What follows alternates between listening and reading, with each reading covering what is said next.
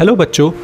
तो कुछ टाइम से मैं सोच रहा था कि कैसे हम फिज़िक्स का कोई चैप्टर इजी और फन वे में रिवाइज कर सकें या फिर अपने कॉन्सेप्ट्स को क्लियर कर सकें।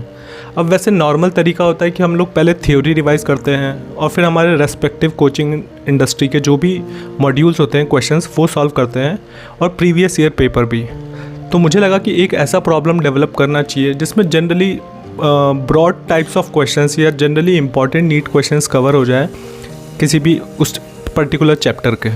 अब ये जो क्वेश्चन है इसे मैंने नीट के प्रीवियस ईयर पेपर्स के पैटर्न पर बनाया है। इसमें इंपॉर्टेंट 4-5 टॉपिक मैंने कवर करने की कोशिश की है और इसके लिए इंस्ट्रक्शंस ये हैं कि फर्स्ट, ये कोई आपका टेस्ट पेपर नहीं है या फिर आपका ये टेस्ट क्वेश्चन नहीं है। इसको लेकर आपके पास कोई टाइम लिमिट नहीं होगी। आप आराम से सॉल्व कीजिए, धीरे धीरे सॉल्व कीजिए, फ़न वे में सॉल्व कीजिए। सेकंड, ये क्वेश्चन मैंने डिज़ाइन किया है नीट एस्पिरेंट्स के लिए, इंपॉर्टेंटली नीट एस्पिरेंट्स के लिए, बट इससे जेई मेंस के बच्चे भी अटैम्प्ट कर सकते हैं और जेई एडवांस के बच्चों को शायद ये इजी लग सकता है प्रॉब्लम, बट ये स्पेसिफिकली नीट स्टूडेंट्स के लिए ही डेवलप किया गया है।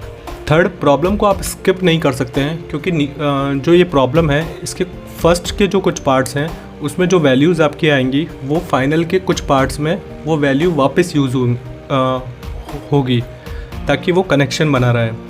इसलिए आपको शुरू से लेकर आखिरी तक इस प्रॉब्लम को सॉल्व करना है, धीरे धीरे आपको सॉल्व करना है, अपना टाइम लेकर सॉल्व करना है। ये रिवीजन के पर्पज़ के लिए ही है सिर्फ।